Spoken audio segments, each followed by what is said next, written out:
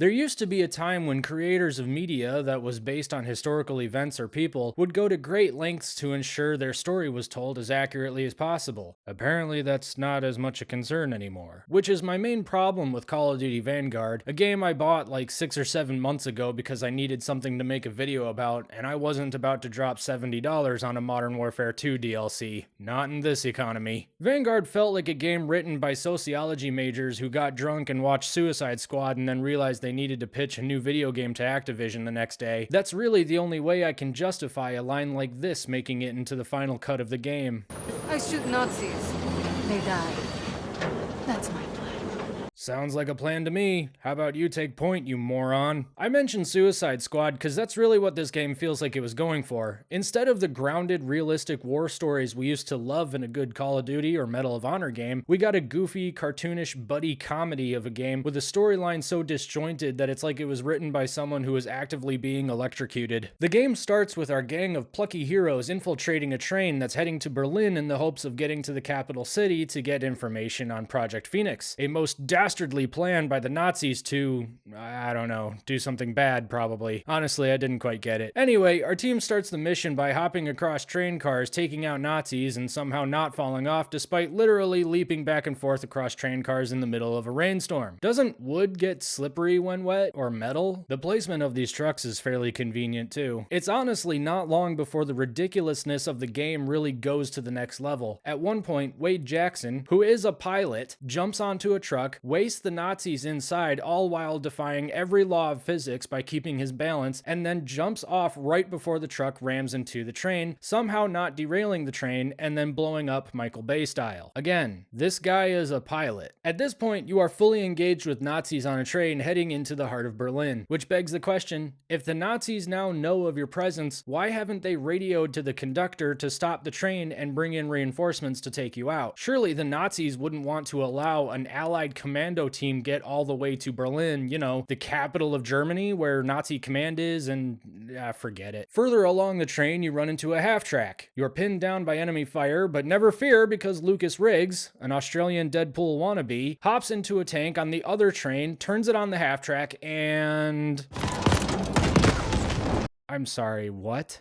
Okay, so I have a few questions here. 1, are tanks really this accessible that anyone can just hop in and have some fun? 2, homeboy shot at another train car at point blank range and this train still didn't derail. 3, do trains normally run side by side going at the exact same speed? Don't the tracks eventually cross over in some places, and wouldn't that mean these trains would like collide or whatever? So finally you kill all the Nazis on this train, you then kill the conductor on the other train and then hop over inside a boxcar to meet up with the rest of your team. It's at this point that the team asks what it is they're doing in Berlin. Never mind the fact that they're on a train currently being driven by, oh, who was it again? Oh, right, no one! Also, they were sent on a mission without knowing exactly why they were being sent. This team was assembled for this one mission. These guys are all supposed to be the best of their respective factions, and yet they agreed to leave their fellow soldiers behind to join a commando unit that was tasked with going into Berlin, you know, the mecca of Nazism, and they don't even know why they're there? Generally, when I go anywhere, I like to have 3 questions answered before I go. 1, where am I going? 2, will there be snacks? 3, will I get shot? One thing I'll give it, it's pretty. I'll say this about modern AAA games, the stories may be boring and the dialogue may be next level cringy, but the design elements are all quite nice. The landscapes look good, the buildings and characters are detailed. You know, if game studios put a little more effort into their stories and writing, video games could really be another great art form and mode of storytelling given how good the graphics are now. Instead, we got this. Yeah, we'll just waltz our way through a field of death.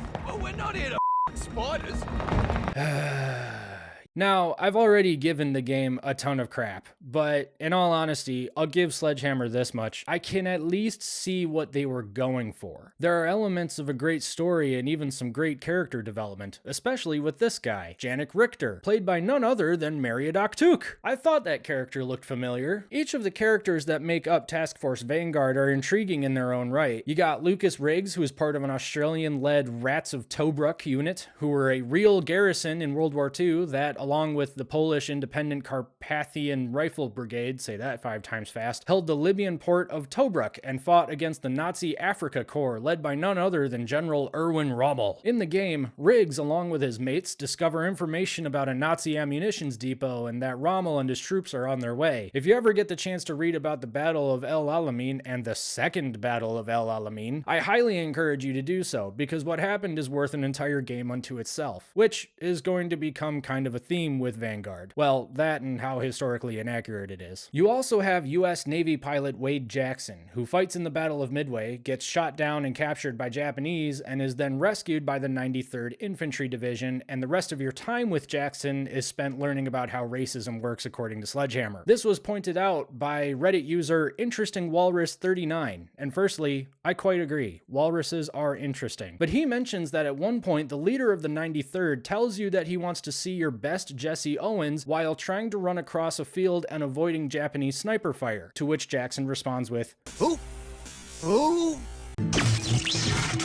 Seriously? Everyone knew who Jesse Owens was back then. You don't have to fabricate an instance of racism from the 1940s in a vain attempt at virtue signaling. You could have just told the story of the 93rd, which actually wasn't even in the area the game says they were at this time anyway. Here's the thing, Sledgehammer. If you want the moral of your story to get across with more impact, don't use the most stereotypical instance of that issue to make your point while missing details about the actual situation that actually would have helped make your point. Alright, I'll get off my soapbox. Then there's Polina Petrova. I believe she's supposed to be based on an actual Soviet sniper named Lyudmila Pavlichenko or something. Honestly, if I'm wrong about that, then she really should have been based on Pavlichenko, because holy crap, what a woman. 309 confirmed kills, placing her somewhere in the neighborhood of the top 5 snipers of all time. She gets injured in an explosion, is taken to Moscow to heal up, and then trains more snipers before dying of a stroke. What a freaking champ. Anyway, Petrova's story is interesting as she witnesses the Nazis invade Stalingrad and has to attempt to save her family, but she fails and goes on a revenge mission against Leo Steiner, eventually beating him at the most brutal game of hide-and-seek ever played. Arthur Kingsley fights on D-Day in Normandy. His character is the one that's overlooked because some other guy has too big an ego, but then Kingsley ends up doing something impressive, and the other guy ends up liking him, but then dies, so Kingsley is sort of put in charge. Okay, so it's basically Mulan, but he's a dude and the guns are bigger. How great would it have been if Eddie Murphy were in this game? Yeah, there's also no muscle or no cavalry coming to save the bloody day. The only thing we can do here is to die or try not to. I don't want to die. I don't want to die. I don't want to die. The game itself isn't bad, I guess. I think the best way I could describe it is a massively missed opportunity. It feels like Sledgehammer was trying their own take on the war stories from Battlefield, and it just didn't quite translate. Each of the characters' stories are intriguing, even if a bit cliche, but I can at least respect that they were trying to tell individual character-driven stories. But there are several problems with the execution. First problem, we keep getting pulled out of the main storyline, which makes it difficult to connect with what's happening there. Every time you come back to the main storyline, which is exclusively told in cutscenes, part from the first and last level, it's almost like, oh yeah, I forgot this was happening, which is a shame, because I liked Richter's character arc as he realizes that his boss, Freisinger, is hiding something from him all the time while trying to please his boss so he doesn't get executed. That's a very interesting dilemma that isn't explored half as much as it should have been. Second problem, none of this actually happened or would have happened. Now let me explain. Our friend Interesting Walrus 39 also mentions that back in 1942, the German High Command passed the Commando Order, which stated that all Allied commandos captured in battle were to be executed without trial, which means our plucky band of heroes would have been killed immediately. Like, do not pass go, do not collect $200, do not play hopscotch on 2 trains barreling towards the German High Command, you're done. And in case anybody's wondering, I did fact check what Interesting Walrus 39 had to say. Third, the individuals these characters are based on are far more interesting than the characters in the game, and that's not to say that the characters are bad. I actually kind of like them. The acting is good, the backstories are compelling-ish for the most part, kind of. It's just that the actual stories that came out of World War II are far more interesting than trying to make a 1940s version of Suicide Squad. What would have been really cool, although I have no idea how this would translate to video games, is if Sledgehammer released a series of games that sort of built up to this Vanguard universe. First game could have been about Arthur Kingsley, second game about Polina, and then on. And then at the end of each game, have them get approached by someone who asks them to join a team. You build up to this game, but then it would have been like an Avengers of World War II rather than something that comes off like a silly adventure story. Of course, the Avengers was kind of a silly adventure story. So again, I have no idea how this would work, but it'd be cool. Granted, it'd be hard to do that and maintain some sort of historical accuracy, but deviating from historical accuracy is okay as long as it's done in a way that makes sense. Would this Avengers of World War II idea make sense?